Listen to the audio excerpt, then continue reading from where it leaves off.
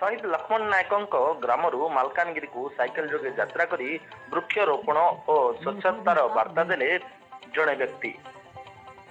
वृक्षरोपण और स्वच्छ भारत वार्ता नहीं शहीद लक्ष्मण नायक ग्राम तेंतुली गुमारू मालकानगिरी को साइकेल जोगे यात्रा करी लोकों को सचेतन कराइले जड़े व्यक्ति। ए व्यक्ति जनक नाम एस चिन्ना राव होता बेले से साइकेल जोगे मालकानगिरी जिला सदर महकुमा आसी पहुंची एवं लोकों को स्वच्छता और वृक्षरोपण संबंधी वार्ता प्रदान करिसेंती।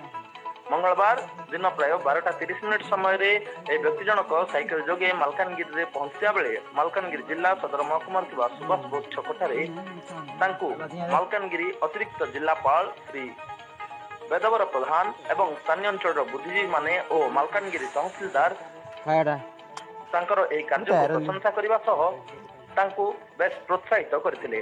तेबे युवपीढ़ी एवं लोक माने ए नहीं अधिक पदक्षेप नेबे एवं अधिक सचेतन हेबे एही निमंते व्यक्ति जनक साइकेल रे बुली बुली विभिन्न स्थान रे एपरि वार्ता देउथबा प्रकाश करछंती। शहीद लक्ष्मण नायक ग्रामरू मालकानगिरी को साइकेल जोगे